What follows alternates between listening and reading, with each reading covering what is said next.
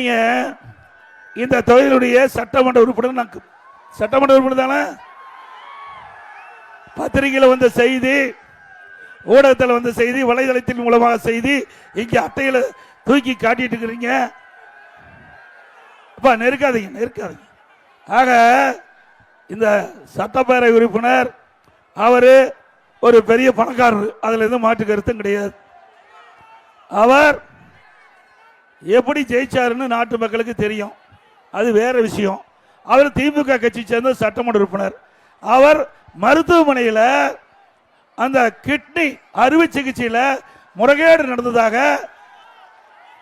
தம்பி தள்ளாதீங்கப்பா, தள்ளாதீங்க, அப்படியே இருக்கட்டும், தள்ளாது இருங்க. முறைகேடு இருந்ததாக அரசாங்கத்துக்கு புகார் போது ஆளுங்கட்சி எம்எல்ஏ, ஆளுகின்ற கட்சி திமுக இங்கே புகார் போனதுன்னு அந்த புகாரை விசாரிக்க ஒரு மருத்துவ டீம், ஒரு ஐஏஎஸ் தலைமையில் மருத்துவ குழு அமைக்கப்பட்டு அந்த மருத்துவமனையை ஆய்வு செய்யறாங்க.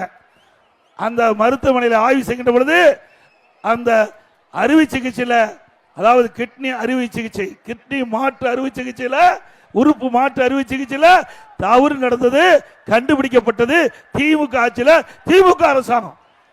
பிறகு தவறு நடந்தது என்று தெரிவிக்கப்பட்டவுடன் அந்த உறுப்பு மாற்று அறுவை சிகிச்சையுடைய அனுமதியை ரத்து பண்ணிட்டாங்க.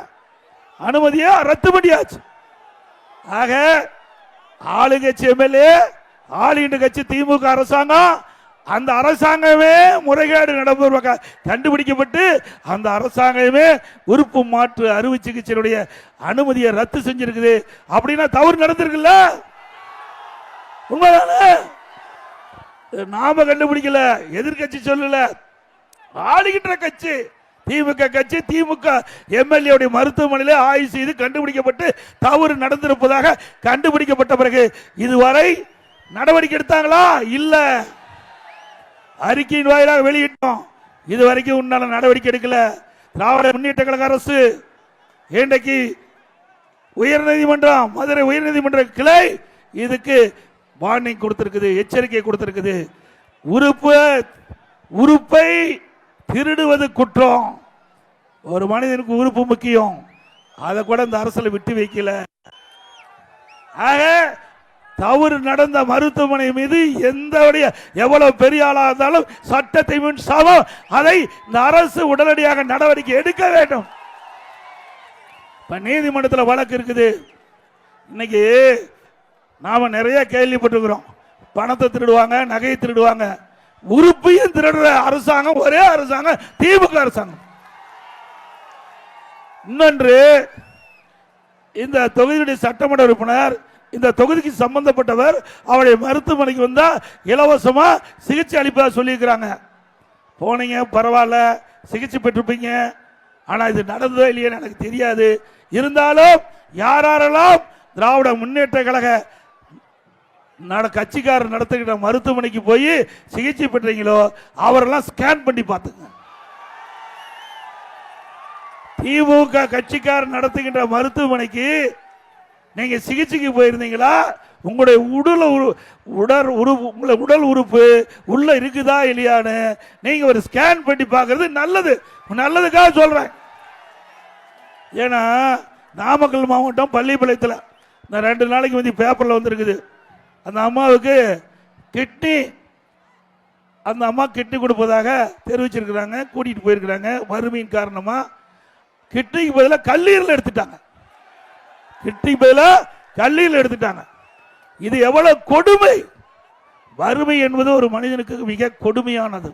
அந்த கொடுமையை பயன்படுத்தி இப்படிப்பட்ட பணக்காரர்கள், இப்படிப்பட்ட பதவிகளை வைக்கின்றவர்கள் ஏழைகளை வயிற்றை அடித்து ஏழைகளுடைய உறுப்புகளை முறைகேடாக எடுப்பது குற்றம்.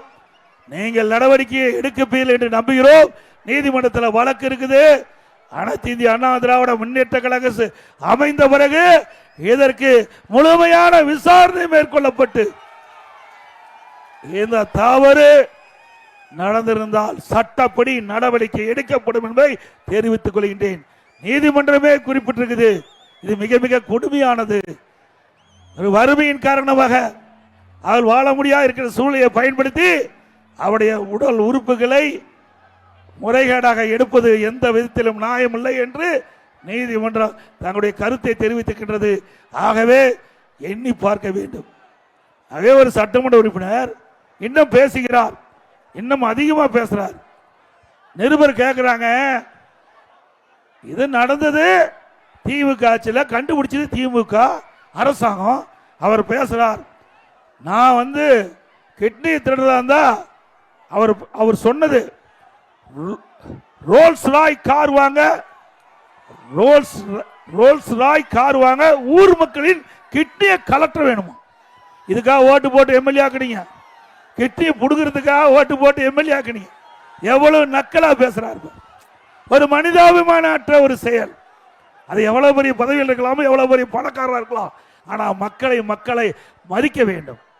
இன்னைக்கு பணம் இருக்கும் போகும், ஆனா உயிர் என்பது ஒரு முறை உடல்ல இருக்கும், ஒரு தடவை போயிட்டா வராது.